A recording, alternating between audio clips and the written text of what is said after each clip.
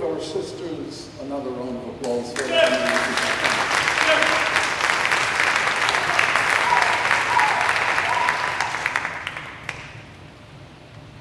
I've come a long way today, and I feel like being in a pulpit.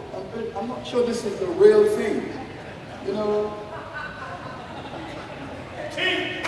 there's another place up there. Okay, folks. Allow me to say that I was born in a little Caribbean island we call Barbados. And that's important. And the importance of that will become clearer as I go along. Because Barbados was the Wall Street of slavery. And it's important to feel the significance of that. I will speak about that as I go along, because I am not here from over the waters. I am here from Barbados and Jamaica because there is a black nation. There is a black nation that runs from one end of this hemisphere to the other. There is something called Plantation America that runs from Georgia all the way to Argentina. All of us black folk, are part of Plantation America. And our experiences have been the same. Whether it was Alabama, Mississippi, Jamaica, Barbados, Brazil, it has been the same experience for all of us. And all of us are family, and I will speak about family, and I will speak about family from the point of view of Barbados, because, you know, in Barbados, when the Africans ran away and they were caught, if they were persistent offenders and they were punished, do you know what happened to them? They were sent to South Carolina. They were sent to Virginia. They were deported off the island and scattered across this country. So you and I are cousins and might very well be. But that's the nature of history. I want to speak about that. I'm here in Washington. Do you know that George Washington, before he became the president, there was a moment when he wasn't feeling very well, and where did he go to recover? He went to Barbados with his family to relax for 2 months. So I am now here from Barbados and Washington to work this through. The history connects us all, and I wish to speak about that connection. I am the other half of Dr. Malveaux. Did you hear that, Dr. Malveaux? I'm your other half. Her discipline is economics.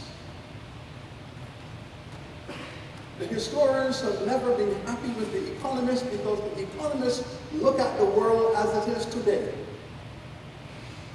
The historians look at the world as it used to be. It required your imagination to realize that historians and economists ought to get together. And this is why my discipline is economic history. That's why I'm her other half. The merger of economics and history. And that brings me again to Barbados. Barbados was the first society in this hemisphere where Africans were the majority. It's the first society in the whole of the Americas where Africans were the majority. The second society in the hemisphere where Africans were the majority was South Carolina.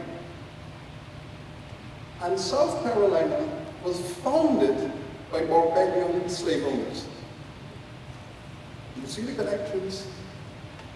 South Carolina was founded by the slave owners of Barbados who wanted more room to expand and to grow. And so they took possession of South Carolina. Again, the connection.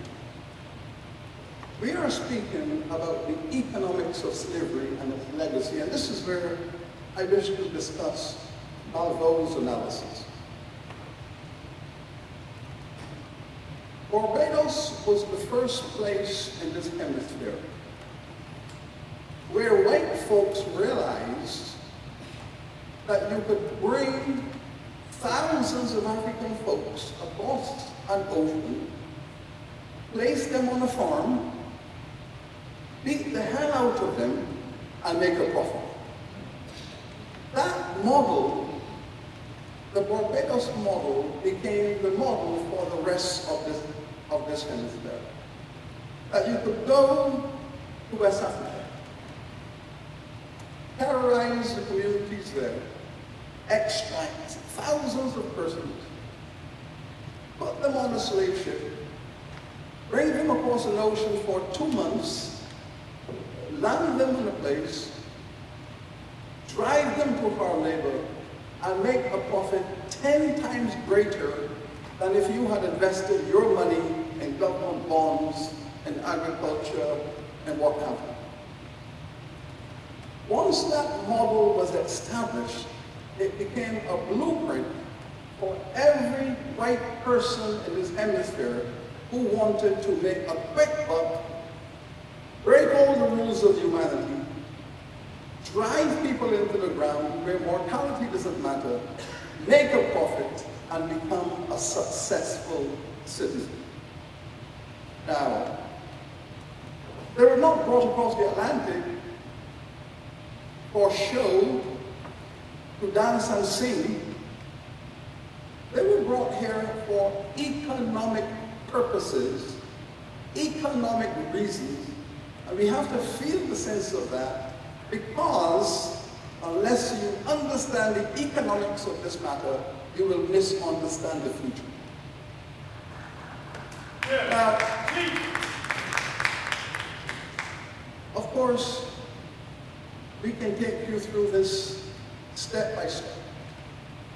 How it was calculated, how the analysis was made, how much you paid for a male African in West Africa, how much you paid for a female, the shipping costs across the Atlantic, the mortality costs, the landing price, the auction prices, the movement to the estate, 10 years of labor, then you die, you replace that person, increase productivity. We can take you through the economics of that process, because at the end of the day, the balance sheet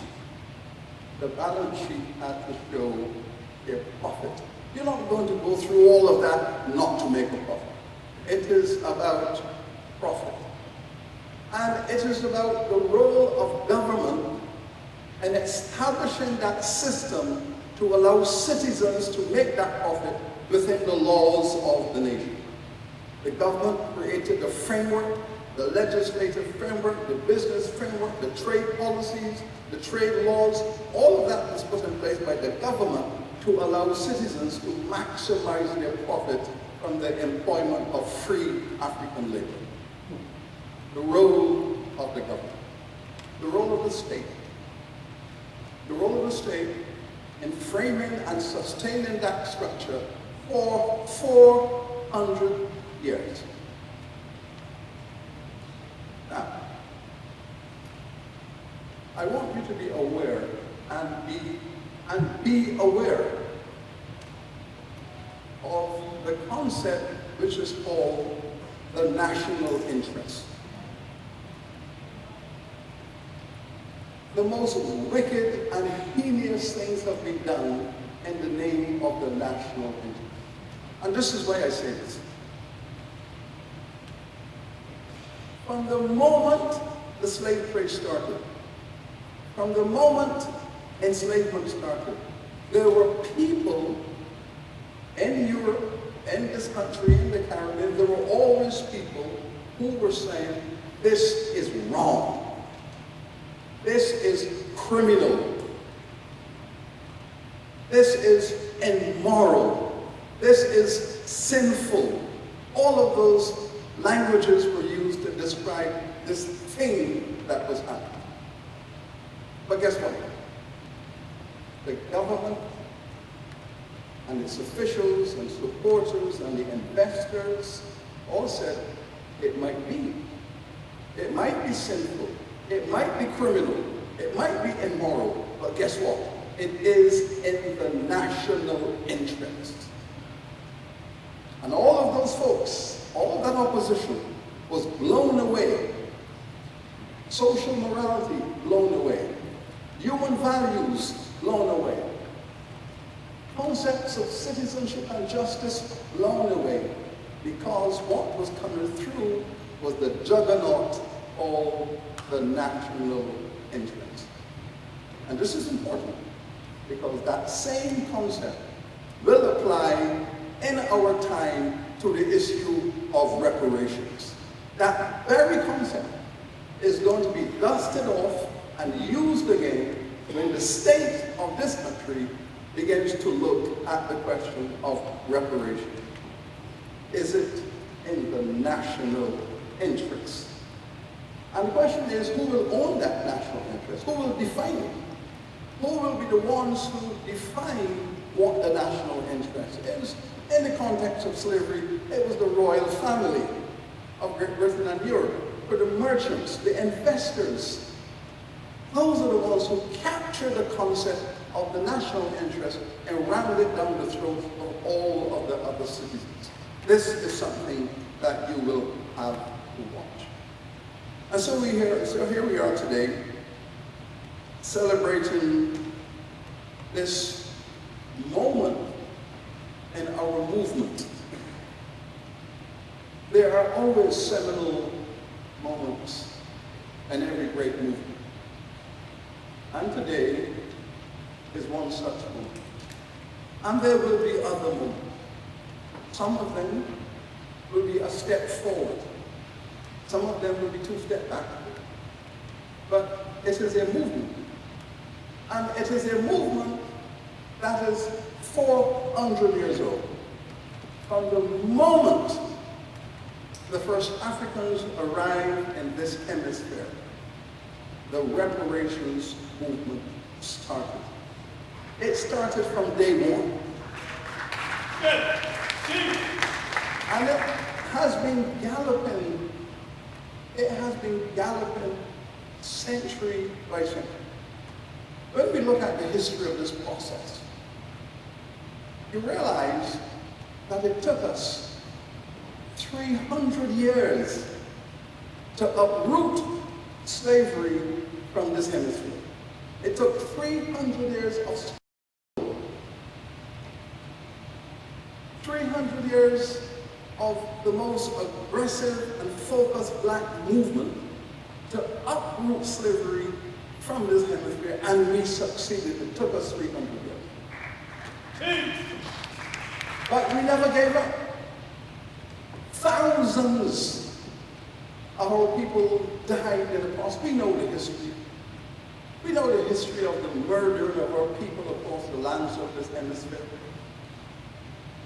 A day did not go by that our people were not killed in large numbers in that period. But that struggle continued until slavery was finally abolished in Brazil in the 1880s. The Haitians we know paid the greatest price. They abolished slavery with their revolution. A decade did not go by. A decade did not go by in the 17th, 18th, and 19th centuries unless there was a major black rebellion somewhere in this hemisphere. Somewhere in this hemisphere. Somewhere there was a major revolt of African people. Somewhere. Decade by decade by decade until we got the work done. Then it took us another 100 years to put in place fundamental civil rights. Another 100 years. From the 19th century to the middle of the 20th century, another 100 years, our struggle continued for basic human rights. Another 100 years. So here we are now in the 21st century. It took us all of the 19th century to end chattel slavery. All of the 20th century to have our civil rights and our human rights legislated. Another 100 years. And now we have this 21st century ahead of us. We have this long 21st century ahead of us. This is a century of reparations. This is it. This is it. This is it. And this is it in the United States, in Canada, in Brazil, in the Caribbean, everywhere that there was black slavery, there must be and will be reparations, because this is our focus for this century. This is our focus.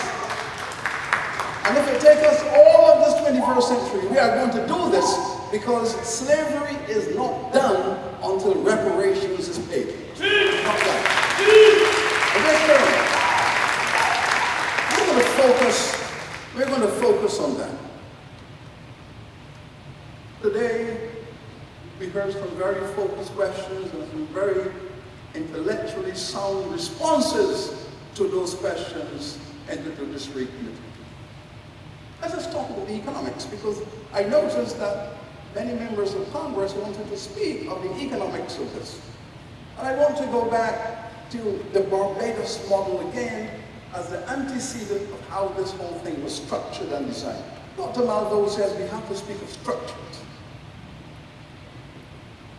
In 1661, the Barbados Assembly passed the first slave code of this hemisphere. The first comprehensive slave code of this hemisphere was passed in Barbados in 1661 and then implemented in South Carolina, Virginia, Pennsylvania, everywhere else. The same template was used across this country. 1. All Africans under law are classified as property, real estate, and chattel. Because you have now been commodified, because that's the basis of the structure. The second clause, no African must be allowed to buy or sell or trade or barter any commodity whatsoever. Therein lies the beginning of economic marginalization, because the African peoples arrived from West Africa with a culture of business, trading, buying, selling, street markets. Africans were not comfortable unless they were buying and selling. It's their culture. And the women especially, carriers of this commercial culture, always buying, selling, exchanging, negotiating, bartering, commodifying things around them. The slave laws were designed to eradicate that impulse to commerce, to eradicate the impulse to commerce, to business. So what was inherent in your values, to be commercial, to be entrepreneurial, to be buying and selling, not necessarily to rip people off, but because the culture of exchange, that culture was criminalized across this hemisphere.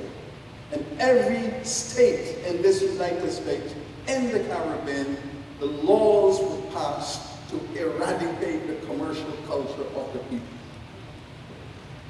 Obviously, the objective was to give white folks a monopoly of the economic enterprise. And that's how we live. We were forced to be buying and selling at night, buying and selling around the corner, because you cannot eradicate a culture that has taken thousands of years to develop. You drive it underground. And so we took our economic culture underground. That's how we survived. So above ground, the white folks had the monopoly. We were on the underground. Imagine the impact of 400 years of that. That, Dr. Malveaux, that is the greatest crime in respect of the economic structures. And so, most of the countries of the Caribbean, we fought for control of the state. And yes, the black folks are in charge of the governments of the Caribbean. We are in charge of the governments because we paid a dear price in all of those battles to fight to win control of the state. So we have the state. But now we are fighting for reparations even though we have the state, because the white folks controls the economies.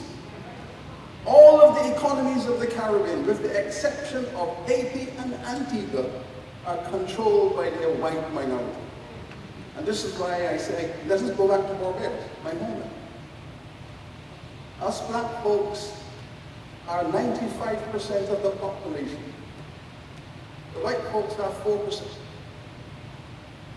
But they control 80% of the economy. Because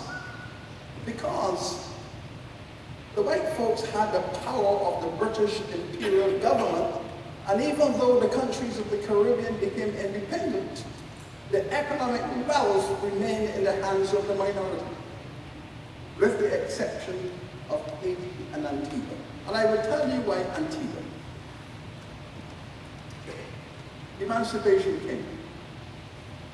The only place in the Caribbean where the emancipated black folks stood up and said, we are not going to work another day for white folks.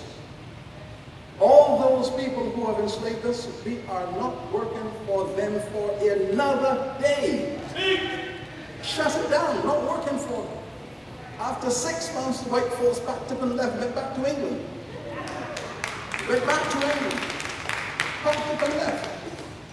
All the land fell into the hands of the former slaves. So here's an island where all of the land, all of the property fell into the hands of the former slaves. And that is why Antiguans today are so bad. They behave very badly. Very bad. Just a few weeks ago, Scotia Bank, the largest bank in the Caribbean, the Canadian Bank of Scotia, Nova Scotia, decided to sell out all of their banks in the Caribbean. They're moving on. They're going to Brazil. The Caribbean is too small. The market is too small. We're not going to make no money in the Caribbean. We're going south. We're going to Brazil, where there are lots of folks. And they're selling out all of our banks. They put them on the market. The only government that stood up and said, back off. You cannot sell your banks on this island because the people of Antigua have been working for these banks for 50 years. You cannot take those banks. Those banks belong to us. Antigua. No other country said that. Antigua. That's the mentality that has emerged out of Antigua because the people took a decision 150 years ago, it is over. Out. Now, and so the Antigua government said, and furthermore, we are going to fund a 3-day conference on international banking and slavery. Because they're drawing a connection between what the banks are doing today and what they did 200 years ago, because all of these major global banks began their journey in slavery, funding the slave trade, financing the slave trade, mortgages on the enslaved Africans. The banking system is up to its neck in maintaining the economic structure. Antigua has now said they're going to have a 3-day symposium to speak about all of this. Why?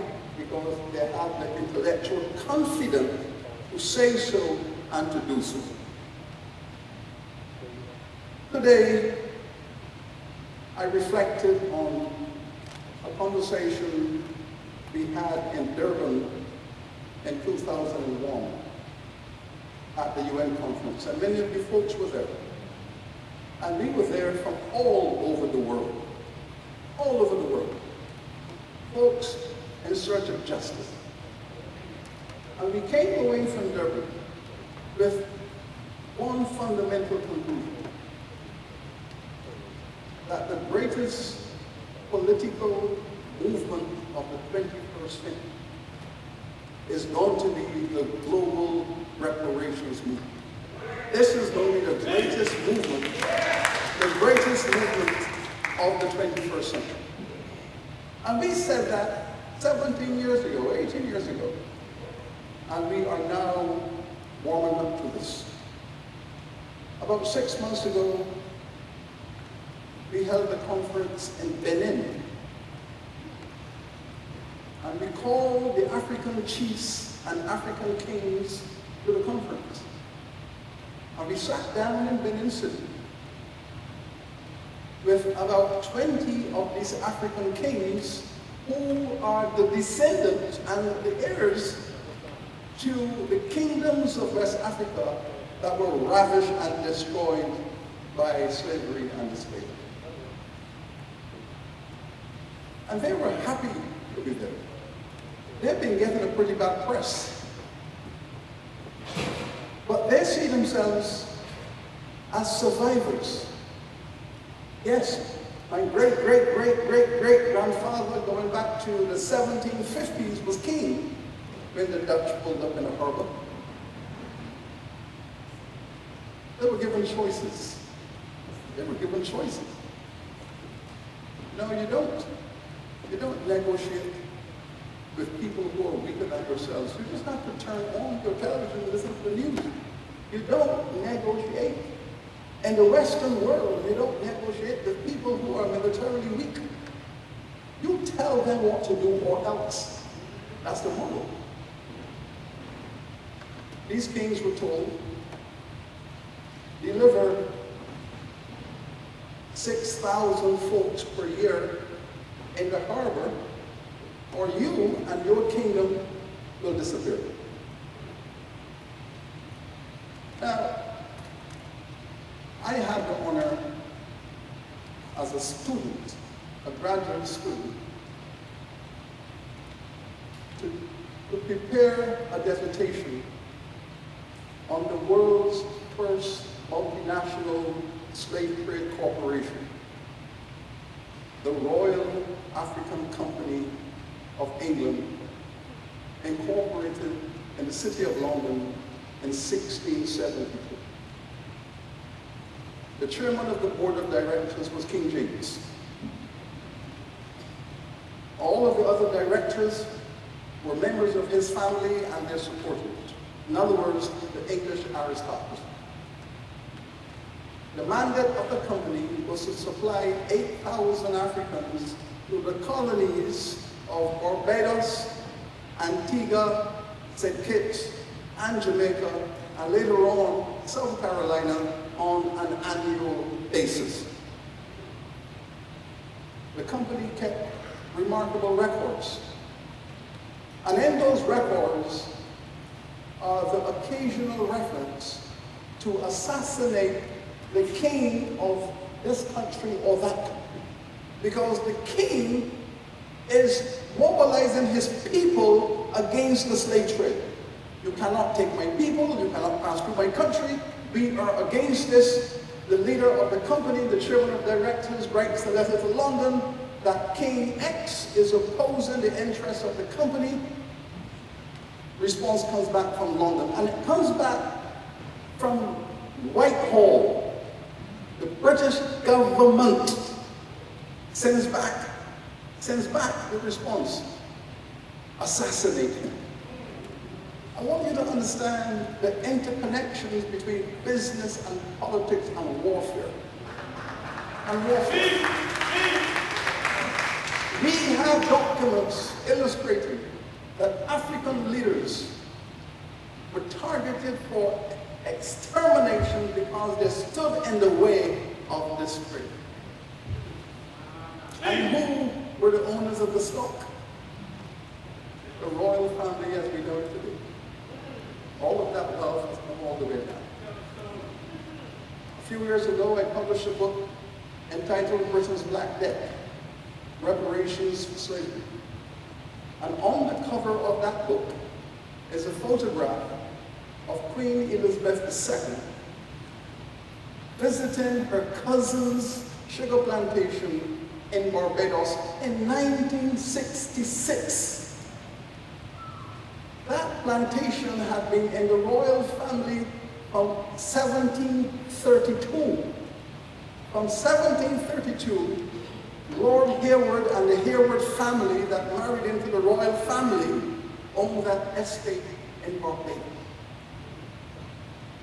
Even after Barbados, this is not after emancipation, this is after independence. And the royal family still owning a sugar estate on my home island, Barbados. I want you to understand the immediacy of this. The point was made earlier. You know, Chairman McConnell, what did he say? Oh, it was a long time ago. Is that what he said? It was a long time ago. Not for me. It wasn't a long time ago. For me, it was yesterday, because on my island of Barbados, I grew up seeing properties owned by the royal family.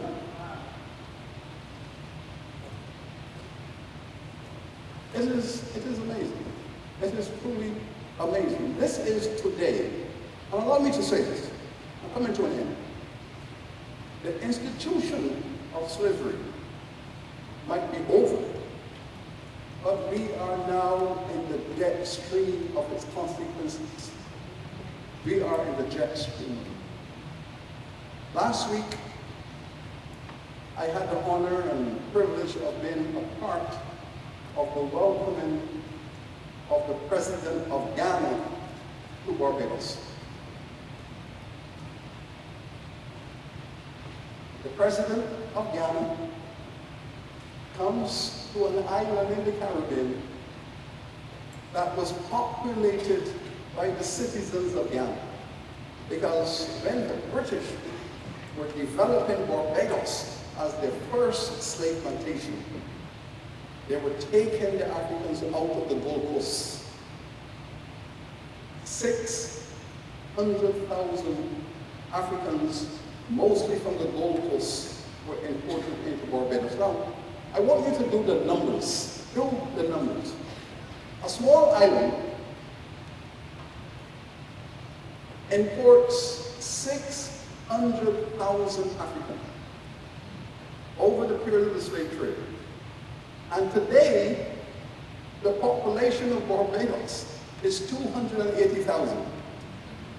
How do you import 600,000 people onto an island, and after 200 years, there are only 280,000 remaining? At emancipation, there were 84,000 Africans on the island. 600,000 imported. At emancipation, 84,000. 10–12% survival. What you call that? That is genocide. That is genocide. So when we are speaking about enslavement of our people in this hemisphere, it is enslavement and genocide. You don't import 600,000 people. Jamaica imported over 3 million. At emancipation, there were 300,000. Genocide. And so, the claim we are making in CARICOM against the governments of Europe is not just enslavement. Yes, we're also making a claim for the genocide of native and the genocide of African people in the Caribbean. Why? Because that was their intention. It was their explicit economic model. Because, again, let us run the numbers. You run the numbers. Let's say you go down Bridgetown, Kingston, Port of Spain, Jamestown, New York City, Rose Island, wherever. You buy an African off the market for 40 pounds. The bidding goes, yes sir, you, 40 pounds. Okay, you buy your African for 40 pounds and take it home. You're going to work that African 20 hours a day, every day, and you're going to work that 40 pounds out of him or her within about 6 months. That African is going to live maybe another 20 years. So you get 1 year out of him, out of her, You get your money back, the rest is pure profit. That's the model. So the model is work to death and replace. Work to death and replace. And that is why you have a constant replacement. Constant replacement. Because the business model is based upon purchase, exploit, and replace. The worst thing you would wish to have on your estate, on your plantation, is an old Negro. An old what? The concept of an old Negro is a contradiction to the business model. But you know, black folks are going to live long. Just a few weeks ago, we had this remarkable story in Jamaica. This lady was 117 years old, the oldest person in the world, 117. And her son died at 97. And the media, you know, they went over to her and they say, well, Mrs. Brown, how do you feel about the death of your son? He said, well, he was always a sicky child. Wow. The sicky child died at 97. But she wasn't surprised he did. He was always a sicky. But we survived. And this is who we are. We are the descendants of survivors of the Holocaust. This is who we are. And survivors come to the world. Survivors come to the world with a very specific mindset.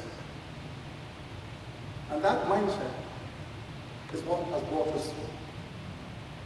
And we are now digging our heels in for justice. And today was a wonderful moment in our movement. We have now built reparations committees across West Africa. We now have reparations committees in Europe. Just 2 months ago, the European Parliament had a special sitting on reparations. Very similar to what we have here today. The European Parliament had this sitting and passed a resolution unanimously that all member nations of Europe must establish reparatory justice frameworks and policies to begin the dialogue. And so, we have established frameworks and negotiations at the government level in the Caribbean. The framework now exists in the European Union. We have a similar framework in Colombia. We have a similar framework in Venezuela and Costa Rica. And now we are moving to establish those frameworks across West Africa. The president of Ghana signed the framework agreement in which he said, the University of the West Indies and the University of Ghana will enter into a process of reparatory justice, and he is making resources available to the Faculty of Medicine so that African students will travel to the Caribbean, Caribbean students travel to Africa to study medicine, and the focus of that program is chronic diseases, hypertension and diabetes. Because, guess what? The majority of Africans in Barbados are from Ghana. Barbados has now become known not only as a beautiful place to have a holiday, which it is. Barbados, in the medical circles, is known as the amputation capital of the world. And this is why I come back to Barbados every time. More amputations caused by complications of diabetes take place in Barbados per capita than in any other country in the world. Why? Because Barbados is where this crime started, slavery. And this is why I come full circle. So yes, slavery is abolished, but now 60% of all the black citizens in Barbados have hypertension, diabetes, or both. And now with the highest incidence of diabetes-induced amputation. You cannot separate the history from the present. It is the history that has brought this language and this reality into the present time. And yes, there isn't a family, there isn't a black family in Barbados that isn't riddled with hypertension or type 2 diabetes. Now, fast forward and ask yourself, why is it not the case in Ghana? If you take people from one place and bring them to another place, 200 years later, you run the numbers, the ones on this side are chronically diseased, and the ones from where they came is not. There is nothing disturbing to the medical fraternity in Ghana about hypertension, diabetes. They have that under control. And if they have that under control, why is it that the people who came from that same place with the same DNA don't have it under control? Something has happened in between. And what is that? Slavery, colonization, racism, white supremacy, mental stress. Nana gave it to you. The psychological and spiritual disalignment and the disease of disease. All of that. That is what reparations is for. That's what it's for. How you destroy the minds and bodies of a people because you find them to be vulnerable. Because you find them to be vulnerable, and guess what? You did it for 400 years because you had the power to do it. Not only because it enriched you, but because you had the military power to do it. I will tell you something. When the emancipation bills were being discussed in the British Parliament in the 1830s, there were two sets of data placed before the British Parliament. One set of data showed that slavery had become uneconomical, that the price of sugar had collapsed, the price of cotton had collapsed, the price of buying and selling Africans had gone through the roof. And if you have rising labor prices and falling sale revenue, you have a very unprofitable situation. All of the economic data said this thing is no longer financially sustainable. Stop it! The slave owner says no, we cannot stop it because we are addicted to it. That's the difference. Even though we know it is not profitable, this plantation is costing me all my savings, my reserves, is wiping me out, but I cannot get rid of it because I am addicted to it. I want you to imagine the power of the slave owner. The power to take life when you wish, with no consequences. To take the bodies of black women as you wish because they are your property. There is no law that says you can rape property. The power. You know, one of the first books I wrote as a young academic was on the enslavement of African women. And one of the surveys I did, I studied 4,000 plantations across the region. And I looked at the average age of the mother of a mulatto child. Now that, I looked at the birth of all the mulatto children, and I looked at the ages of their mothers. The average age of a black woman who gave birth to a mulatto child was 13. 13. 13 was the average age of a black female that gave birth to mulatto children. And this is why they were addicted. The social power of being a slave owner. We do this because all of those young girls, they deserve justice. All of those young girls.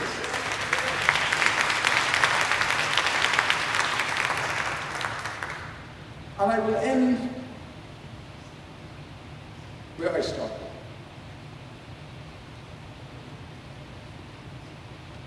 This brother here with all the afro, stand up and show me the afro, man. Yes, you don't. Yeah, stand up and show me the afro. Black.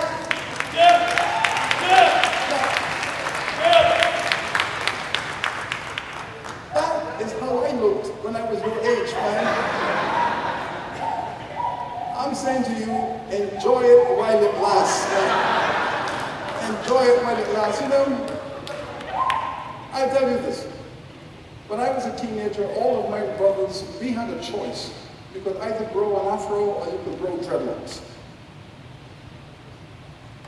All the boys who grew afros went bald, and all the boys who grew dreadlocks still have hair. So, it's interesting, I don't know why. So we are building a global movement, and we are here. And today was a glorious movement. A glorious moment. I sat there and I listened. Lord, I wish to thank you for arranging to allow me to be here. I appreciate that gesture, because this is how our movement came from.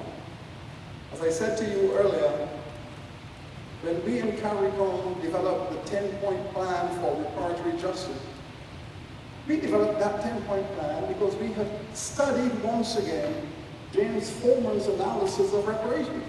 So we were inspired in the islands by him there. And this is how we go. We take care of each other. We're part of the same process. I want to thank you for this invitation. I know that some moment in the next month or two, I will write a paper about this, and I will share it with you. And Dr. Malvo, you were spot on today. You were spot on.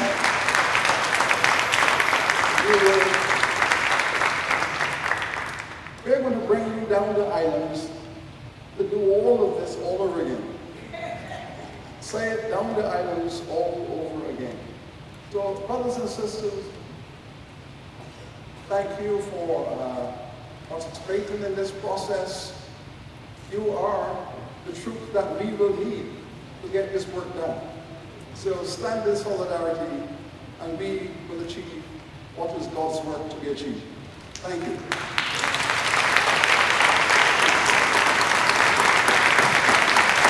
Professor Sir Hilary Beckles,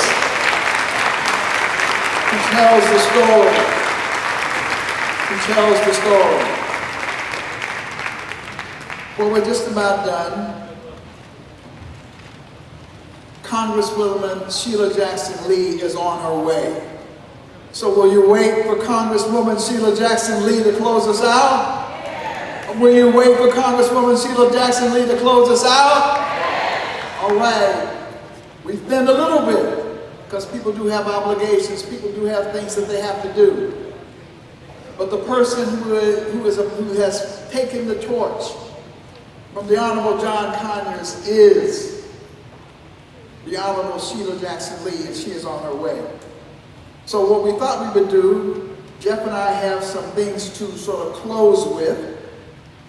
And by the time we close, hopefully our Congresswoman Sheila Jackson Lee will be here. Let me grab my notes.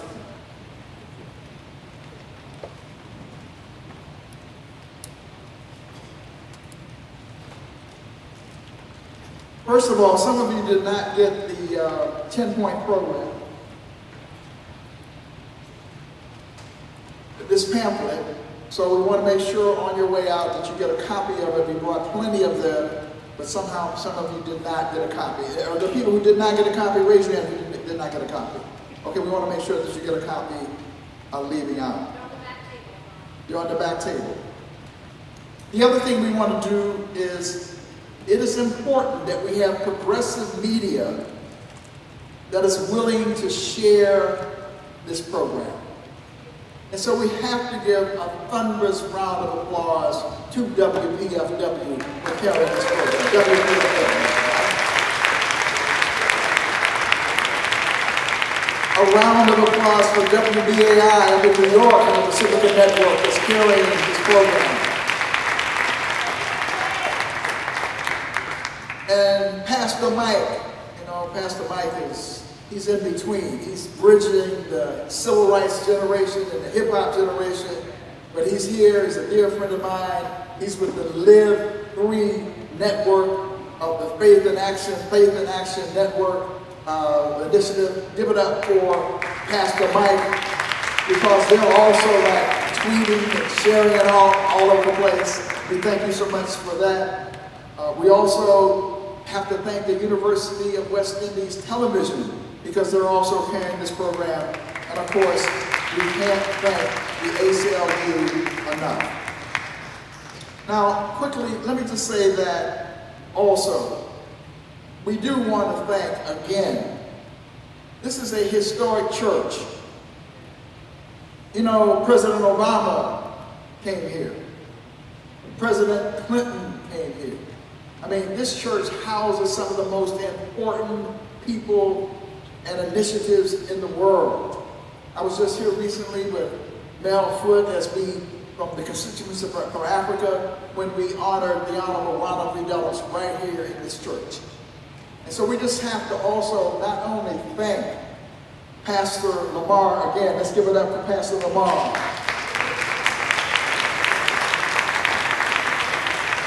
But also, there's somebody in this church who really makes these things happen.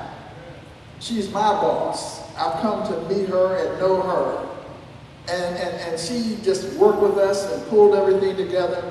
So, Mrs. Lucille Knowles, would you please stand up? Please stand up. Let's give it up for Mrs. Lucille Knowles.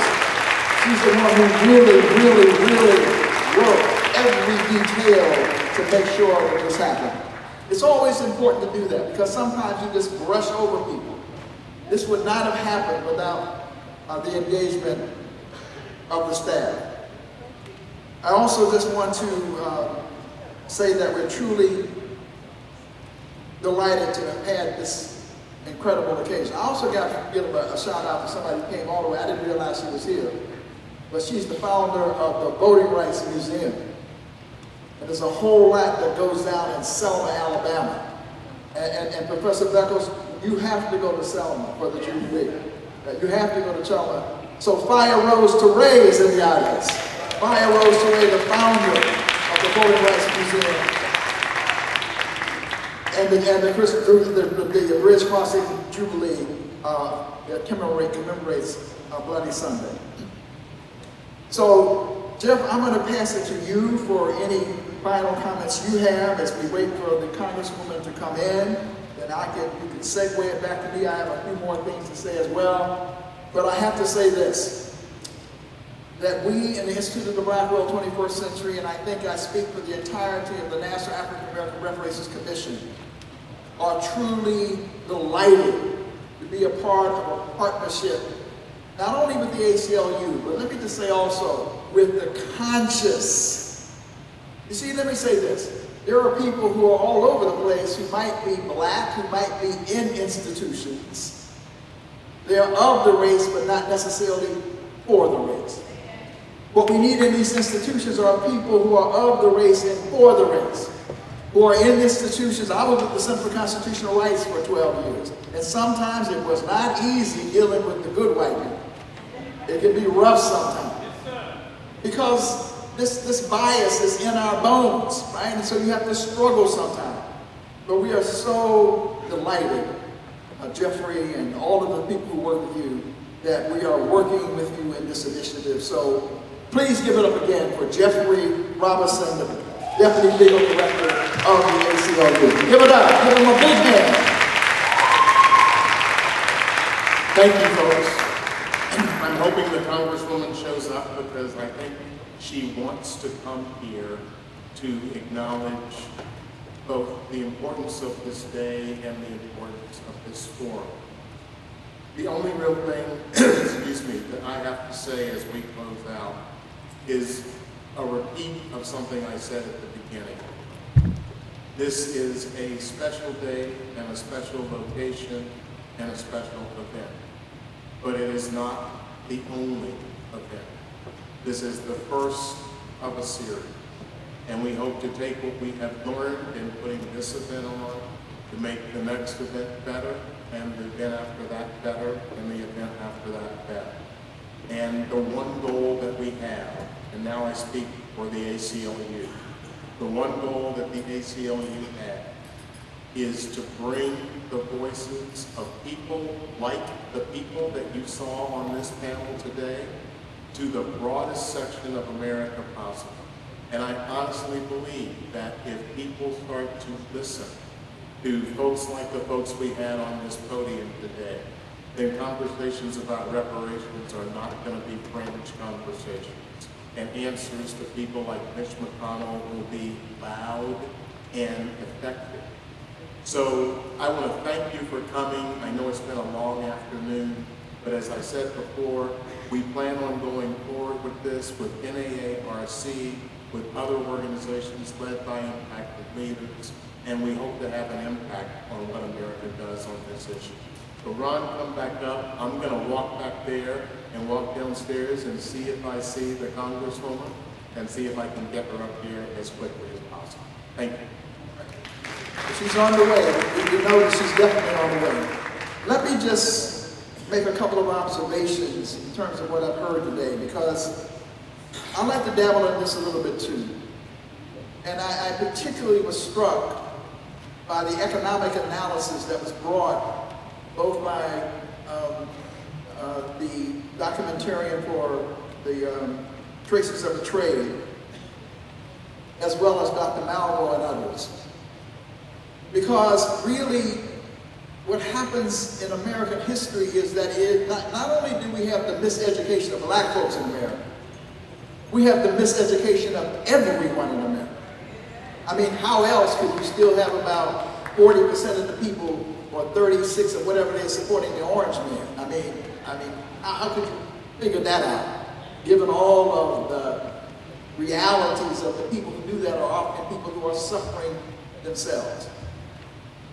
But it is so important for people to understand the intergenerational deficits of exclusionary policies and the intergenerational benefits for those who actually were able to take advantage of that which happened in terms of enslavement and those things that happened afterwards.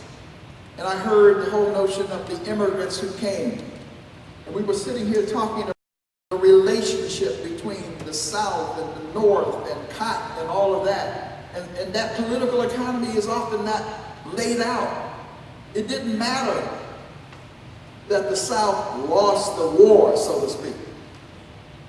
What happened was the new regime in the South, and it was a new regime. In fact, the war was fought to change the nature of the South, because really the old plantation system was outmoded. They wanted a new kind of system. And in that system, having emancipated but suppressed labor was better than having enslaved labor.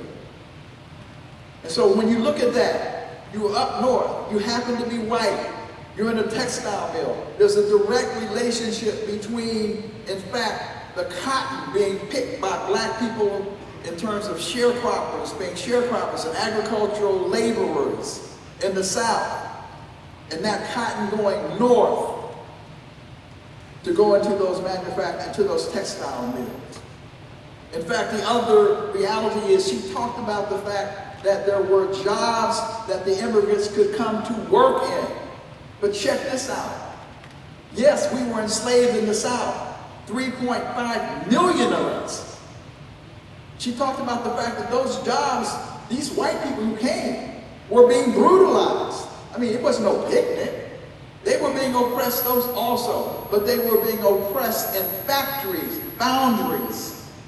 You see what I'm saying? They were being oppressed in area that was much better, even relatively speaking, than being a sharecropper or an agricultural laborer in the South, where you could make no money. So what happened? There was a choice made. 13 million immigrants came in from Europe. 13 million to work in those factories, the foundries, and the mines for wages that were in fact below what they ought to have been, because in fact the white folks who were in charge didn't care whether they were black or white. They were ruthlessly exploiting these white folks as well. But it was much better than being a sharecropper in the South. And so we were held deliberately in the South. And then those folks up north who were in those factories and those mines, they could pass on intergenerationally that grub state to their sons and daughters in a way that we could not. That's why the commission is important, because that story needs to be told. And it's not just ancient history. I'm from Youngstown, Ohio, a steel town, used to be a steel town. I shall never forget in 1956, the Hungarian revolt that took place. Youngstown's a steel town. My father is a steel worker. By the way, he also worked in the mines in West Virginia under John L. Lewis and so forth. But in that era, people forget that if you were a black worker in the steel mill, you could only work, if there were 10 grades, you could only work the first 4 grades. You couldn't work the grades at the top. You were locked into the dirtiest, filthiest jobs in the labor gang at the bottom. In 1956, when the Hungarian revolt took place, in Youngstown, Ohio, they have, in the 4th Ward and the 7th Ward, quote unquote, the Slavic wards. The immigrants came from Eastern Europe, and guess what? They were able to come in and work, not in grade 1 through 4. They got the jobs 6 through 10. Not in ancient history, in my lifetime, in my memory. They came in and they were able to get those jobs that my father and others of his ilk could not work in up north, up south, in the steel mill. Now what will happen is those people will say, well, I had nothing to do with this reparations thing. I didn't benefit. I don't know what this is all about. But of course, they were the beneficiaries of, in fact, being able to get wages at a level higher than those who were locked at the bottom. Truth also be told, if we look at the whole question of Jim Crow in the South, when people start talking about affirmative action, and somebody, it was also mentioned today in one of the presentations, this whole question of fusion, I think, was mentioned. Yes, there was fusion in the South, because for one rare moment, after Reconstruction, there was, of course, post-Reconstruction. There was the sellout, there was the betrayal that took place. But what is not studied sufficiently is the people who took charge in the South actually cut a deal. They said, take the federal troops out and all that, but we will take care of the black folks. If you go back and read C. Vann Whitworth's The Strange Career of Jim Crow, particularly his article on mud cells and bottom rails, they talk about the fact that they preferred black people to those dirty, filthy white folks. They called them white trash. This is the power elite white in the South talking about white people. But what happened is those white people, those workers and farmers, actually began to unite with black farmers and workers in something called the populist movement. And for one rare moment, that coalition challenged the power structure in the South, and they almost overturned this new white power structure in the South. One of the reasons it failed, because at the end of the day, those in power begin to appeal to their kith and kin, something like this. Why are you allying yourself with these darkies, with these N-words? We're we're all white people. We should all be together. We should all be, why would you do that? And then Watson, Tom, they begin to they begin to compromise. They begin to weave and wobble a little bit. And so what the white power structure did, Jim Crow was not just some mythical word. Jim Crow was the psychological and material benefits to ensure that black folks and white folks never come together again in terms of challenging the commanding heights of power in the South or anywhere else. And here's what they did. They said, look, we will make sure, white folks, that since we love you, and since we're all in this together, there will be bathrooms that will be set aside just for you. So you'll have your own bathrooms. There will be water fountains so that you don't have to drink the same after all, you don't want to drink with them folks from Africa and all these inferior. So you'll have your own water fountains. And if you have to go on these conveyances, we'll make sure there's some special seats just for you. And even in the graveyards, there's a danger that if we don't want you in the same graveyard as black folks because it just, they might leach over and some of that stuff might just. And so they gave them the psychological benefits, a psychological buy-in. But just in case that didn't work, we're going to go a step further. To my white kith and kin, there are going to be certain jobs, because we love you. We like you. We don't want you to feel betrayed by us. We're all in this together. There will always be certain jobs that are what? Set aside. And I use my language deliberately. Certain jobs set aside just for you, poor white folks. Just for you, because we love you. And we don't want you to have to be dangling around and messing around with them. With them darkness and jungle buttons, right? And they say, well, just in case there's a shortage and you have to work the same job, we will always make sure that what? You will be paid more than they are. This was, in fact, what? A huge affirmative action program for white people. It's how you have to look at it. And when you look at that in terms of, again, the intergenerational benefits and the intergenerational deficit, you see how across generations, black people were held back, but those who had those benefits, even in a system where white folks were also being oppressed, the level of oppression was less, and so therefore they could benefit to a degree that we were not able to benefit. But the bottom line is that a wedge was driven. And Professor Sir Hilary Beck was talking about it. He said, how odd is it that even after the system does not work anymore, people were willing to buy into it simply for the cultural value of it. So then look at the programs in the 60s and the 70s that were white people who believed that food stamps and those benefits were in fact just accruing to, they felt they were accruing more to black folks than white folks, when in reality, there were more white folks benefiting from those programs than ever before. But that wedge was driven in. And so we also have to overcome that as we move forward. Now, I see the Chief of Staff for the Congressman is in the house, so that means that she is on her way. I assume she's on the way up the steps and about to enter the program in the house, and she is here.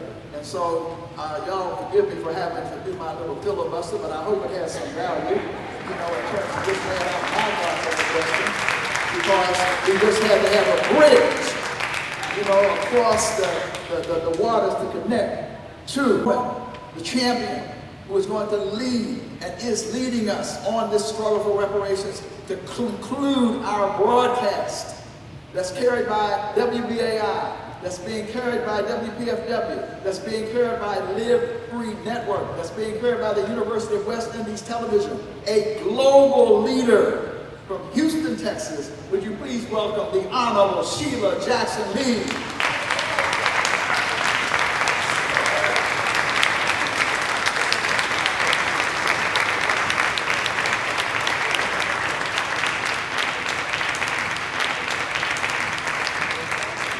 Sheila Jackson Lee. Thank you so very much. thank you for coming today to ensure that the circle of history is complete with this great coalition and the commission and the work that you have been doing, and that your work is not in vain. And so allow me to give my appreciation to the coalition that is here, the organization formulated so that all voices could be heard, and Dr. Ron Daniels in the work that you've done with my predecessor, the Honorable John Conyers. Would you give all of them a very large applause, and yourself? I will not keep you long, but I will try to put in the moment what you have done today. And I will use it in the context of what you have done. One of the great aspects of your coalition is that there are people in this room whose history is not mine. There are people in this room who do not look like me. And that is the very character of what we will need as we move forward in the United States Congress. You broke through today. You broke through today. Your toiling in the vineyards has made a powerful impact. The hearing was seen around the halls of the United States Congress. Media claimed and clung and hung on to every word. They gathered in the hallways to ask the question about reparations. And members of Congress who were not in the room were watching it on television. Today, we spoke truth to power, and we set the journey forward for what I hope you will join me on, is to insist, with all appreciation to the leadership, let me call their names, of the committee, of that subcommittee. That was a subcommittee. Dr. Daniels knows it was not the full committee. So it was a subcommittee. And the reason why you might have seen me at the end, because I squeezed on to the committee, the very end. And I was glad to do so. Because of my leadership on the Criminal Justice Committee, I had to squeeze on to that committee. And I didn't care, as Ron Dellums and Pat Schroeder told me when they went on the Armed Services Committee way back when, you know those names, right? Anybody know? They know Ron Dellums. Pat Schroeder, you should know her, that the chairman of that committee said, welcome, the two of you will sit in the same seat. Now, y'all don't seem to understand that. They did. This is your chair, that's all we have, so the both of you, woman, white woman, and black man, two of the first woman, first black man, you sit in that chair. So when it came to the Constitution Subcommittee, if I had to sit on the floor, I was going to get on the committee. Please understand that, all right? So that is why I'm there, but where you are does not mean what you do. And from the moment I got on the committee, I began to talk about getting a hearing for H.R. 40. And I am grateful that we're where we are today. But I want to get back to the point that you really woke up the American psyche. You have members on both sides of the aisles talking about H.R. 40. And that is a powerful, powerful presence.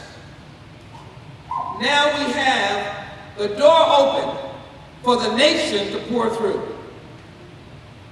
Because I am determined that we're at the right time and the right moment and the significant moment in history where if we don't band together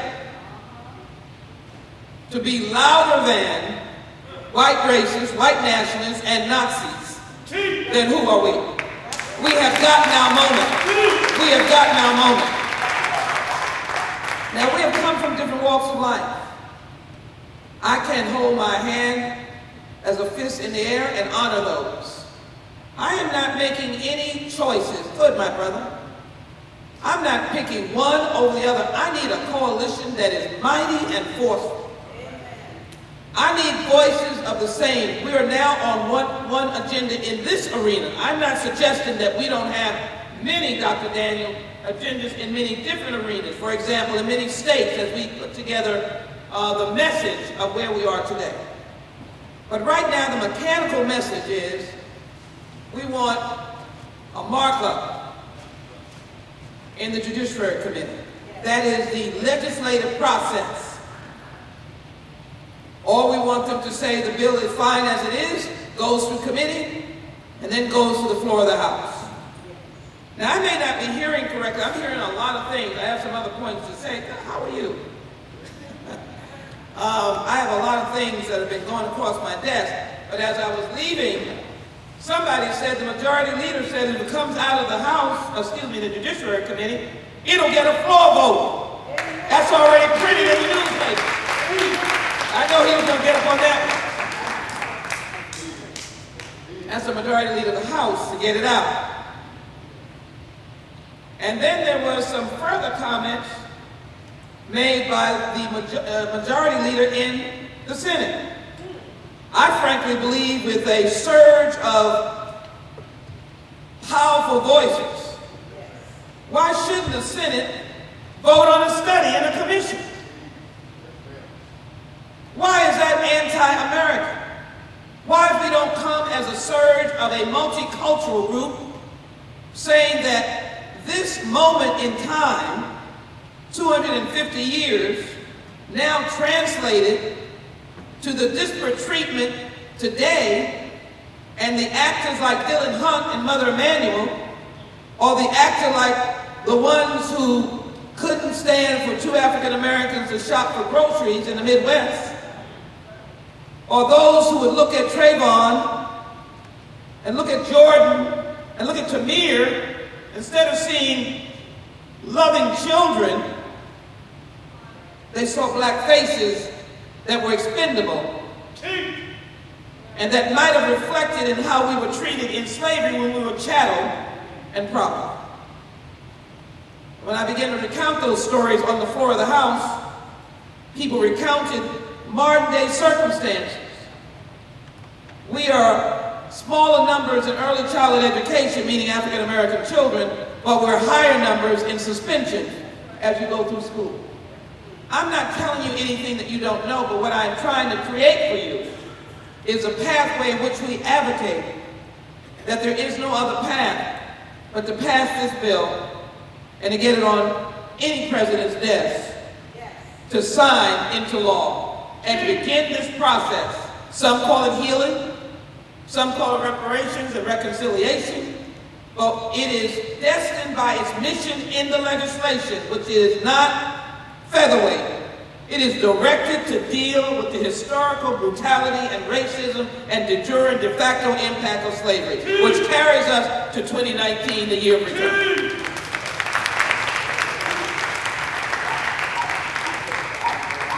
So if I came by here today, and I'm grateful for your waiting and listening, let me make sure that I add appreciation to names that you all know, or you would say, they're part of the family. And remember when I said when I came here, it is a task of the heroes and sheroes in this room, the journey makers in this room, to now go out to the highways and byways and draw in the most massive group of supporters. So let me thank Reverend Al Sharpton, as you well remember, asked those 15 presidential candidates that one question that has catapulted this to the national psyche. Reverend Jesse Jackson has been working on this in years past. Will have a statement submitted and sends his very best.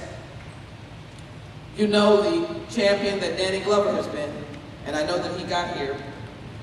And what a historical and powerful statement of the lineage of tracing it back to his heritage of slavery.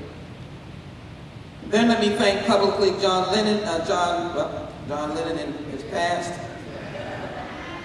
So you know I must have had a long day, but we honored him. He had some great music.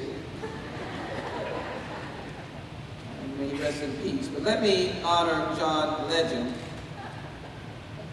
who represents the 21st century reach. Because voices that are at the level of international prominence, no matter what their art, can help draw people and make them feel comfortable in something that we have become part of our hearts. And so we put his statement in the record, but I will read just part of it. Among other things, he said H.R. 40 is a critical, first of its kind piece of legislation. It will go beyond exploring the economic implications of slavery and segregation. It will serve as a holistic inquiry to address the gaping wound in the soul of America, one that demands to be healed now. He speaks about slavery. He speaks about the importance of moving this in order to address the ills that we have faced in this nation. The ills are not falling only on African Americans. Forgive me if I have this reach, but it would be welcoming if our friends on the other side of the aisle, that's the terminology we use in Congress. Everybody is a friend on the other side of the aisle, and you know that my friend on the other side of the aisle, for them to open their eyes. Because maybe some of them were the descendants of indigent servants. Maybe some of them lost their land, the small pieces that they had, and they gathered up the land by the powerful landowners, and they used slaves, and they didn't have a job. Maybe they can understand that they are living in conditions that if there was a systemic change to deal with the crisis that we find African American communities in, that their boat would lift as well. Maybe we could be less divisive. I'm going to use every approach of logic to say, why are you against this commission? Why are you against it? Why are you against it? Why are you against a rational approach to a vile act in a vile history? Now, I need not say to you that the historians will tell you of the glorious time of Reconstruction. The South Carolina legislature was all African American, all freed slaves.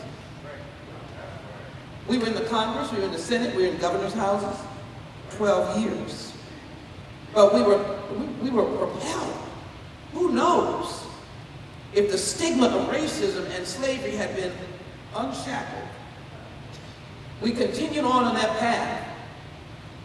We assumed our rightful place moving into the 20th century. We got the Harlem Renaissance. We fought in World War I with dignity, and we were respected when we came out. We then went on to World War II, and we stood up as we did, but we were respected. And when we came out, all of the benefits, dealing with housing, GI Bill, Social Security, came unto us. It did not.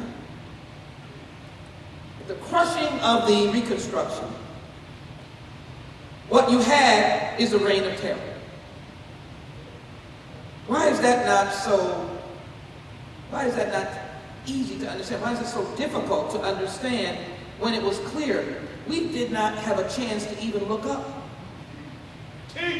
The reign of terror, the hanging fruit, the Ku Klux Klan, the horrific oppression, and Brother Coates did an anecdotal story, it wasn't an anecdote, it was true, of a prosperous family. Anybody remember that red buggy? Y'all got to read that article. Prosperous family.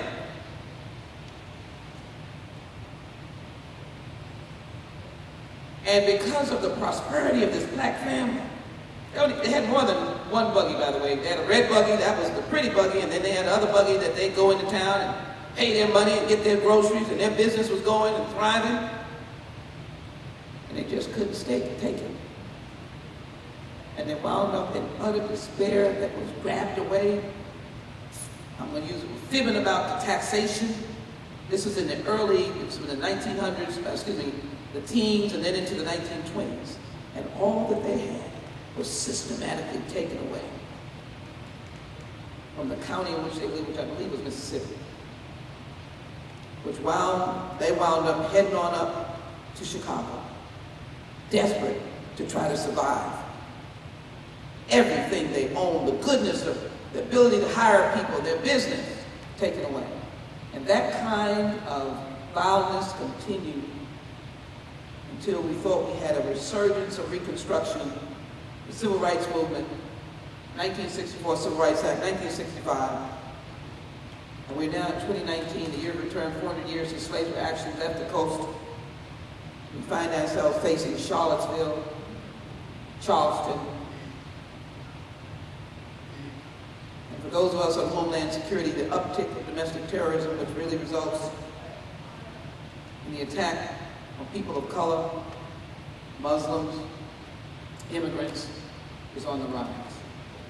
Wouldn't it be amazing and powerful for this legislation to be the singular significant healing vehicle for this nation?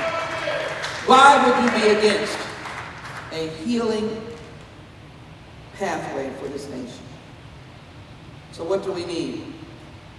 And by the way, let me just throw this figure out, which is 10 to 15 million, I put this in the record, Africans were forcibly transported across the Atlantic between 1500 and 1900, some of which went to the Caribbean, and I'm delighted that you are here.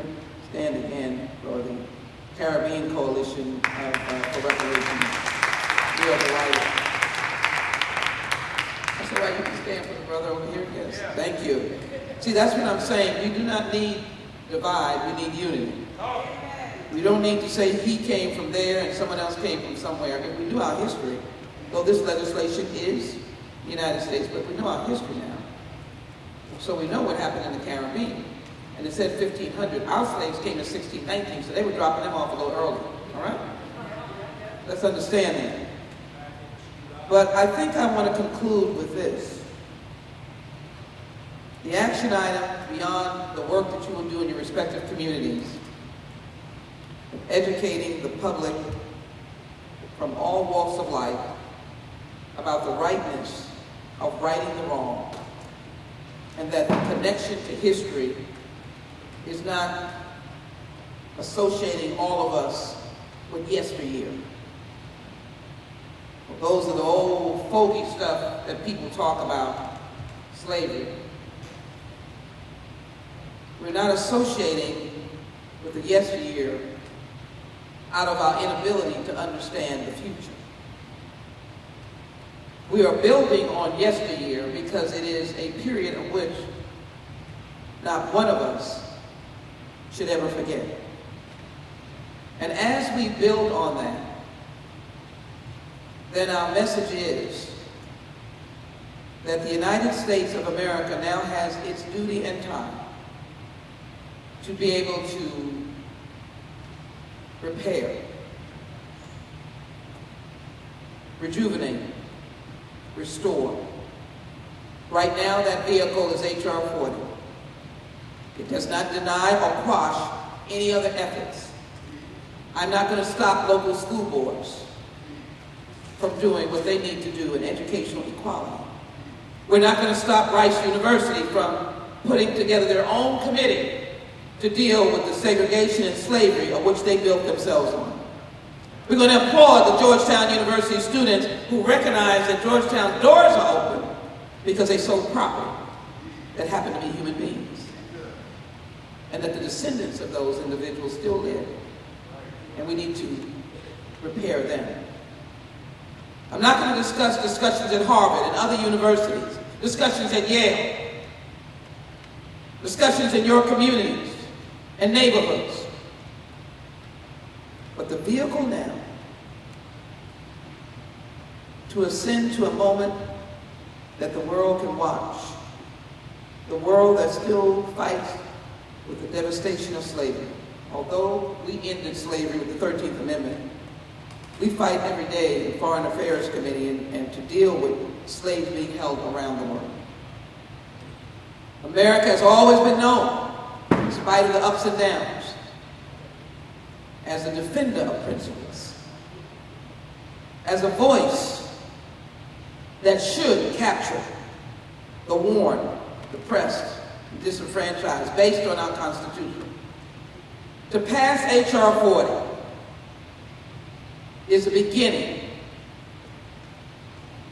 of a commission that will not be in silence, because we will be insistent that part of that commission be the activists and the folk who have taken the journey, the folk who understand it, so that we will be working not to placate, but to get real solutions that can be implemented. And lo and behold, there might be a major catastrophic change in this nation. Will only go, though, if there is no ceasing. There's no silence.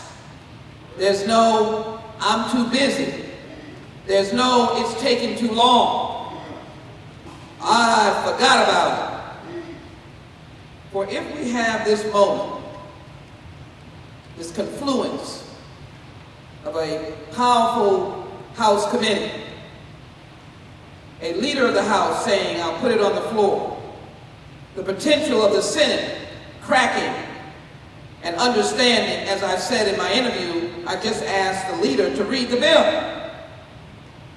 If there is a rational thinking, I asked my friends on the other side out, so why are you against a commission? And I'm hoping that they will think about it. And then it'll be up to us, as the commission is established, to pour into it the idea of the next pathway for a generation of people who waited long and hard.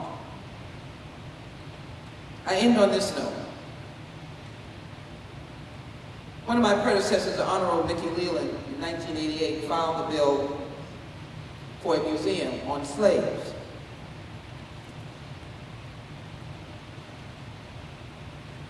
The 18th Congressional District. It's so uncanny how things connect. Another one of the Honorable Barbara Jordan. But Mickey filed this bill, and in 1989, Mickey lost his life on the side of an Ethiopian mountain. And he explained to those of us who were his loyal constituents, when someone said, well, there's some folk down the block that are hungry. Mickey would say, well, I'm not ignoring the folk down the block, but I know they could make a way. And someone will make a way to them. The brothers and sisters in Eritrea, there is no pathway, there is no way. And if I don't take up their cause, nobody else is. So I entreat you, like Ruth, to not leave me. I entreat you not to leave H.R. 40. And I entreat you not to divide, because we've come from different walk paths.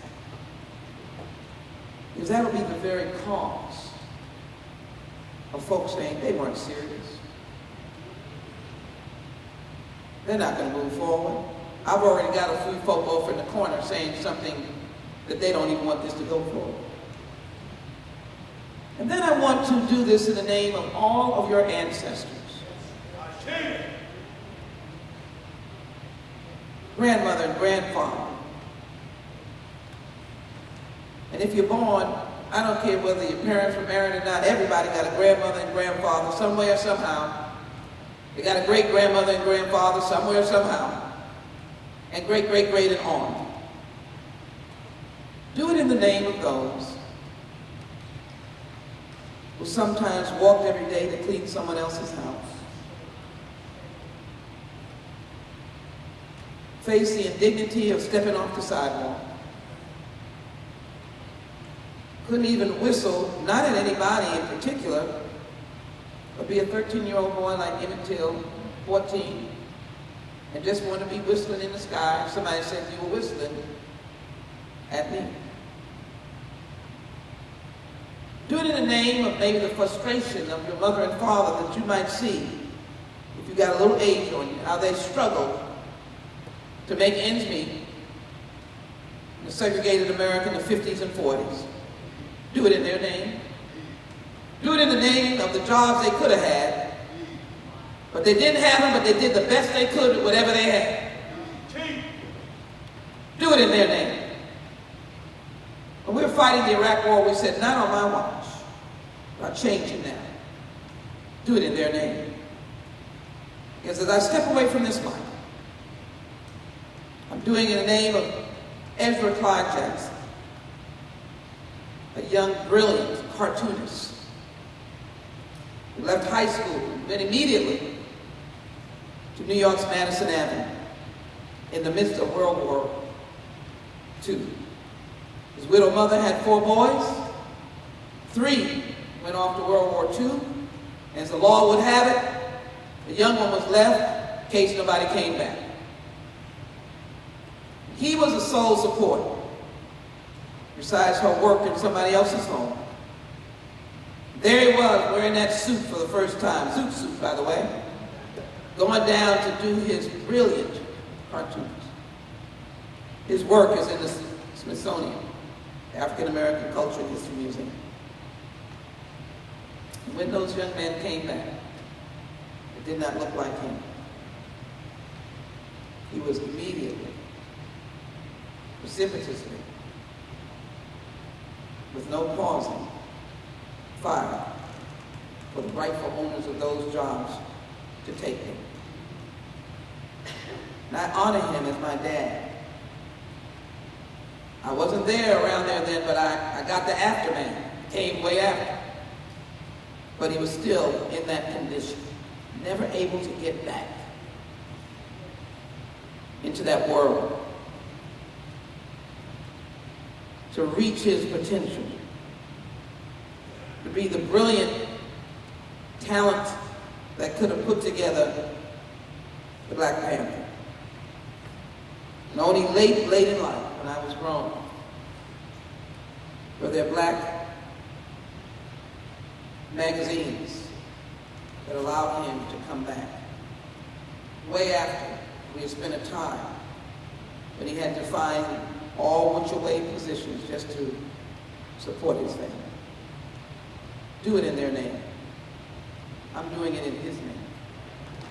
In the name of so many others who could not reach what they deserved to reach because they were labeled by the history of slavery and the time that they lived. Dr. Daniels, I cannot thank you enough for the monumental work that you've done.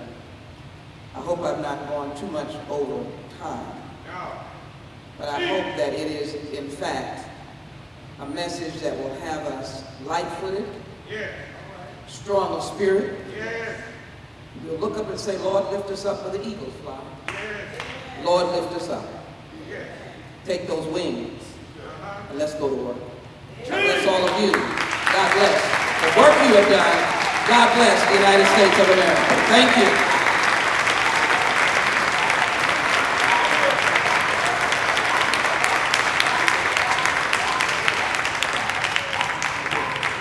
Let's give it again for the Honorable Sheila Jackson Lee. Let's give it up. Jeff, please come up. I want to acknowledge the late two survivors of the New Black Panther Party. Give it up to them. On the battlefield, Mark Thompson, Make It Plain, out there on the battlefield, Don Rojas, one of the great warriors of this struggle out here. And so as we conclude, we're all together. Perhaps we can all do a harambe together in the African tradition. Let's all pull together. Jeff, is that all right? Can we do that? Any final words? My final words are, my manners are to thank this great historic church for opening its doors. When I first got to the United States Congress, I came to this place to have a ceremonial swearing in. And I will never forget that every time you ask, this historic church opens its doors. We are blessed to have you. Thank you. And to all of those, Dr. Malvo, thank you. You were powerful. You have struck a chord that is going to be listened to. Brother Coach and others, they have struck a chord. Thank you.